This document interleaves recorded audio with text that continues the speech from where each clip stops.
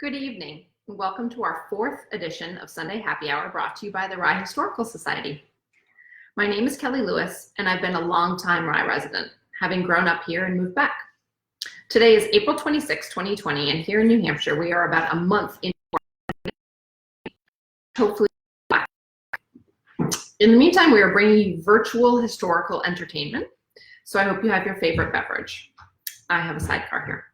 I'll show you.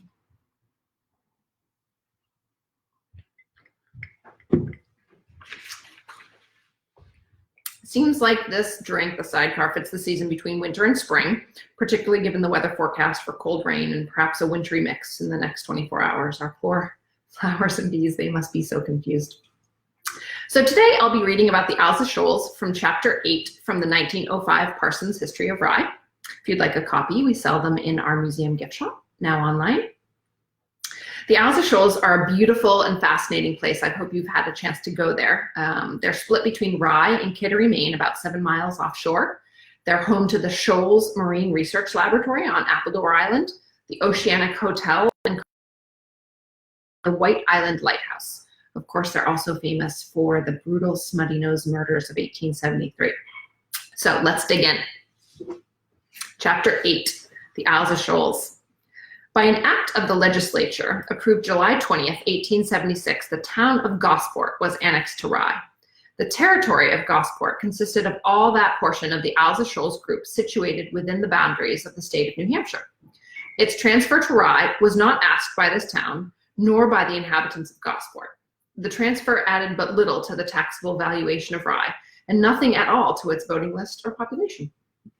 But though Gosport had ceased to exist as a town, except in name, before its legal existence was terminated by the legislature, there was a time when it was a place of importance, and for some 250 years, the fisheries were extensively pursued there. It is history that all through the 16th century, the British, Hollanders, French, and Portuguese sent vessels across the Atlantic to fish in the waters along the coast of what are now the New England states and the British maritime provinces. And it is inconceivable that all that time, the Isles of Shoals, with their favorable location for fishing and their excellent facilities for curing the product, was neglected by all these adventurers. But it is not until the following century that any recorded mention of them has been found. Curious. Gosnold must have cited them in 1602 and Martin Pring in 1603, but it is not until the voyages of Champlain along this coast in 1605 to 06 that a distinct and unmistakable reference to them is to be found in the chronicles. Captain John Smith, who in 1614 explored and charted this coast as far south as Cape Cod and named the country New England in his description of New England, says that among the remarkablest isles and mountains for landmarks are Smith's Isles, heaped together, none near them, against Acominticus. And later he describes the islands as a many of barren rocks, the most overgrown with such shrubs and sharp winds, you can hardly pass them without either grass or wood, but 3 or 4 short, shrubby old cedars. Captain Christopher Levitt, in his voyage into New England, 1623 to 24, says, "The first place I set my foot upon in New England was the Isles of Shoals, being islands in the sea about 2 leagues from the main. Upon these islands, I neither could see one good timber tree, nor so much ground as to make a garden. The place is found to be a good fishing place for 6 ships, but more cannot well be there, for want of convenient stage room, as this year's experience hath proved." Shortly afterward, he crossed over to the plantation just begun by David Thompson at Odion's Point, called Panaway by Levitt in his narrative, the first settlement on the mainland of New Hampshire. Levitt, in his account, informs us that the fishing ships he speaks of carried about 50 men each. It was the custom in the fisheries in those days for about 1/3 of the company to stop on shore to cure the fish caught while the other 2/3 were cruising in their boats catching more. Of course, the shoremen had to have habitations of some kind.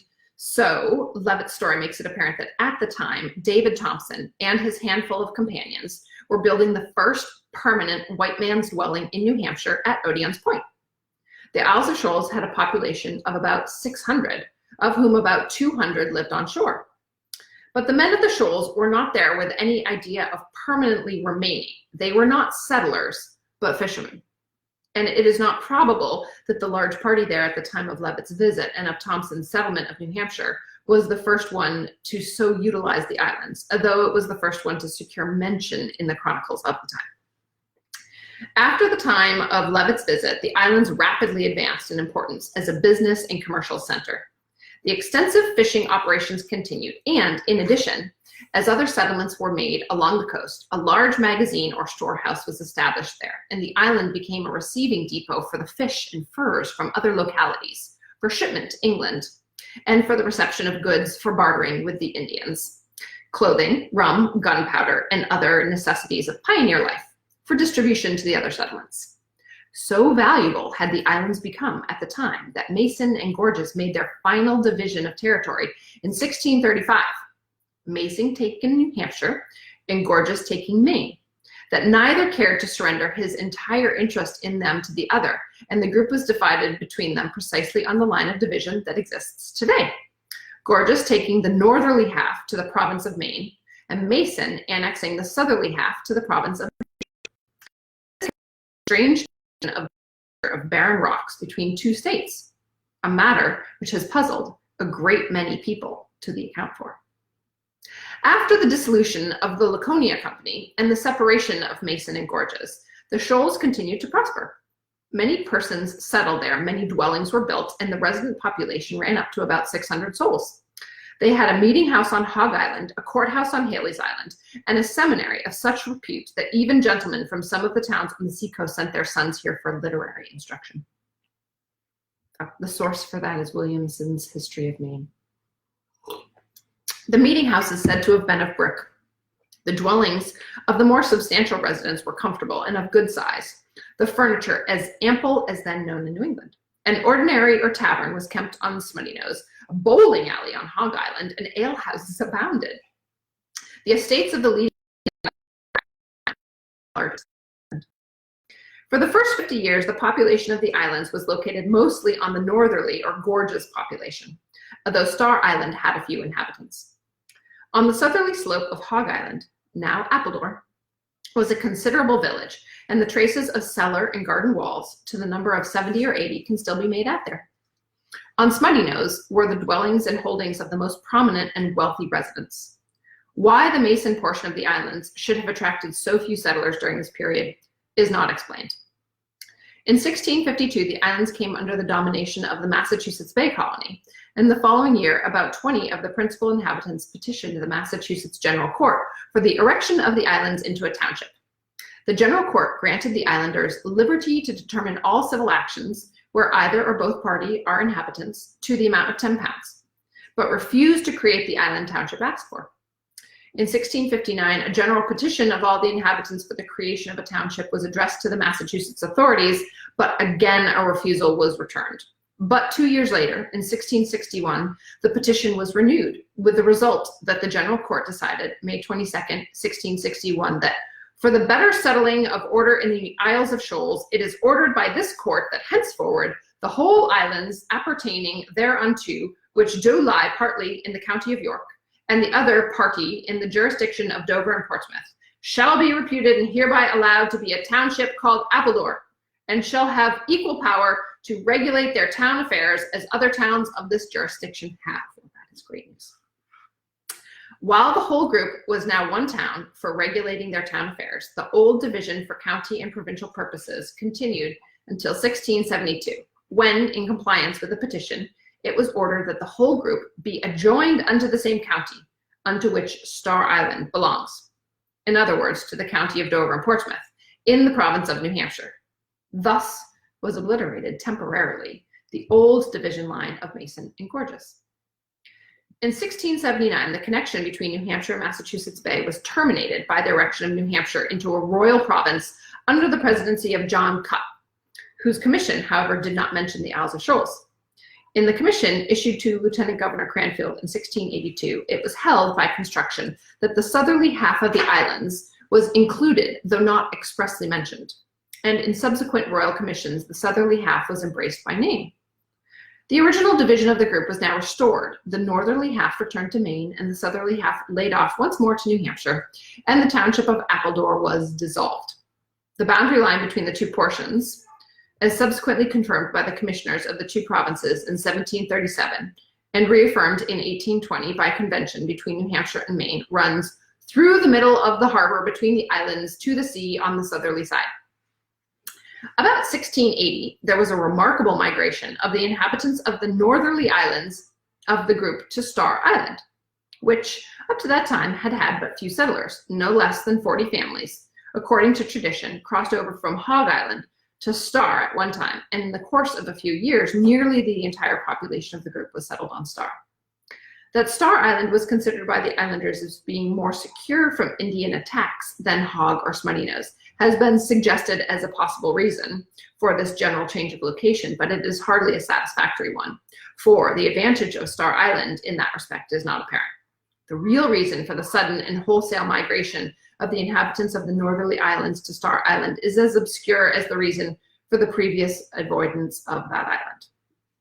Whatever the reason for the movement, by 1700, the population and wealth of the northerly islands had been, in a great degree, transferred to Star Island.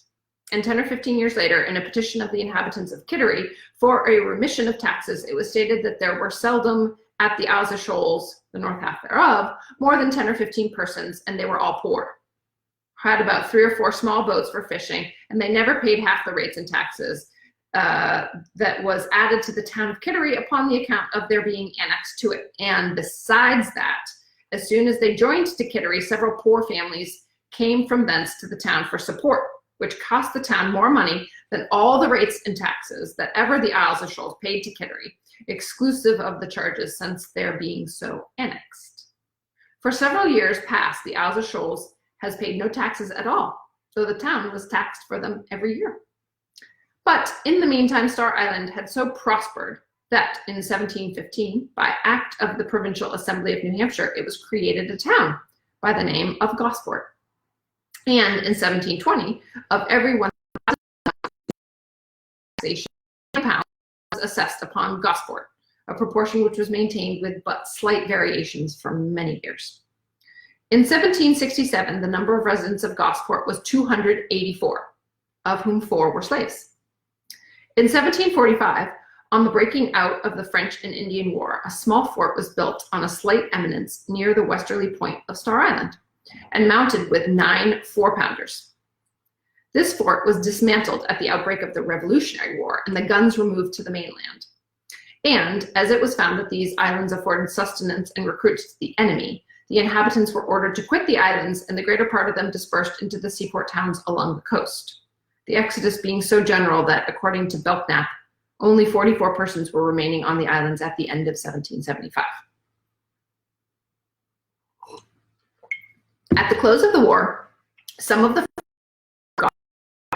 but former population and prosperity.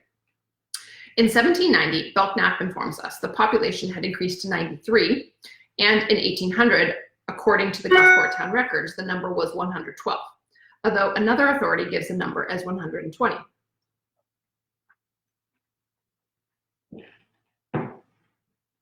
Of families 15 and of houses 11. In 1819, the number of inhabitants of the island had become reduced to 86, and in 1824 to 69, and from that time till the end came, the number slowly dwindled, year by year, until the last family and resident of the old Shoals stock disappeared. The islanders, even when their number was largest and prosperity at its highest, never paid much attention to political affairs. While dominated by Massachusetts Bay, the northerly half of the group, which then held almost the entire population, was never represented in the Massachusetts General Court, but once, and after the erection of New Hampshire into a royal province and the migration of the Shoals population to the southerly half of the group, the south half rarely, if ever, consented to send deputies to the New Hampshire Provincial Assembly and paid little or no tribute to the provincial rates.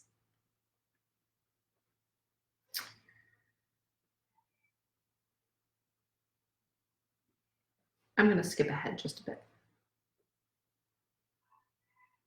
After the organization of the present state government of New Hampshire at the close of the Revolution, the Shoals had fallen, as we have seen, into such decay as for many years to escape the notice of the officials, until, in a season of high political controversy in the year 1851, a democratic legislature, regarding the handful of fishermen at Gosport as natural upholders of free trade and sailors' rights, admitted their representative to the House, since which they have annually elected one of their number to serve in the general court. About 1870, a large summer hotel, the Oceanic, was built on Star Island by the late John R. Poor, who had acquired title to the entire island, with the exception of one dwelling and holding of land owned by John B. Downs. Mr. Poor was desirous of buying that property also, but Mr. Downs, who was born and has passed his life on the island and had seen a family of his own grow up around him there, was much attached to his home, and being in comfortable circumstances financially, he declined to sell. The Oceanic, 2 or 3 years after it was built, took fire one night in the spring during a violent southeast storm and was entirely consumed, as were also a number of uninhabited houses. But owing to the direction of the wind, the house of Mr. Downs, though nearer the hotel than any others, escaped with a severe scorching. The Oceanic was immediately rebuilt, larger than before, but not on the same site. Mr. Downs had his house repaired and continued to live in it until a short time before his death, which took place at Northampton on the 23rd of April, 1888, in the 77th year of his age. He was the last of the old stock of Shoalers to retain a homestead in the town of Gosport, and he held it until the town went out of existence. After his death, and some years after Mr. Poor's hotel and surroundings had passed to other ownership, his heirs transferred his Star Island property to the new owners of the island. The last town meeting of Gosport was held on the 14th of March, 1876. The principal business of the meeting was, as had for some years been the case, the election of a representative to the legislature. There was no money to be raised for roads because there were no roads on the island, nor for schools or fire or police department or streetlights for a similar reason. With little to do and very few voters to do it, a brief and orderly session might reasonably have been expected. But instead of this, the meeting was disorderly and righteous to an extreme degree, the offenders being, it was alleged, a number of employees of the hotel who came down from Boston that morning by steamer to vote, and concerning whose right to vote at the island there was the greatest doubt. So serious was the disturbance that the moderator, after vainly endeavoring to restore order, peremptorily declared the polls closed, thus ending what was not only the last, but probably the most turbulent town meeting ever held at Gosport. The certificate of election was given to Levi Downs, a son of John B. Downs, who took his seat when the legislature assembled. But a legislative investigation into the affairs of the town was instituted. The report being that so few legal voters at the town possessed should not be allowed a representative in the legislature, and the abolition of Gosport as a town was decided upon. But the rocky islets, which comprised the town's entire territory, could not be abolished, and as they had to have a place in some town, the bill which abolished Gosport annexed them to Rye and declared vacant the seat in the legislature that had been occupied by the ancient settlement's representative. Not a single voter accrued to Rye in consequence of this annexation, no person ever claiming the right to vote in this town on the ground that he lived or ever had lived on Star Island. The annexation to Rye of New Hampshire Island House. This lighthouse, which is a brick cylinder 46 feet high from its base to the center of the lantern, was built in 1859 to take the place of one built in 1821, and which, cut down to less than 1/3 its original height, still stands close beside the new tower and is used as an oil storehouse. In the present tower is the first Fresnel lens ever brought to this country, and the machinery which revolves the lens, causing the light to send forth red and white flashes alternately every 15 seconds, is the same that came from France with the lens.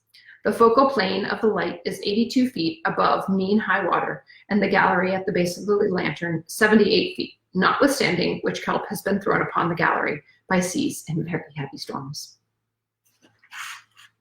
Again, I'm going to skip ahead just a few pages here.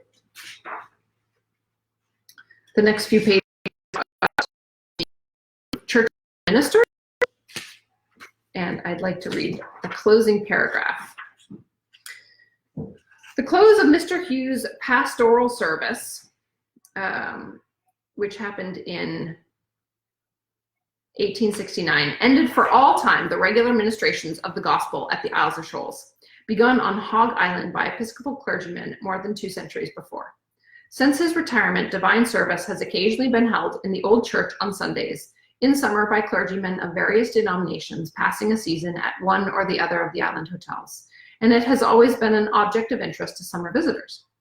The tower, which had become much dilapidated, was a few years ago thoroughly repaired by voluntary contributions, and the little stone building, which has now withstood the storms of more than 100 years, will not soon be allowed to go to ruin. Long may it continue to serve as a landmark for the passing mariner and an interesting reminder to all beholders of other times and other conditions.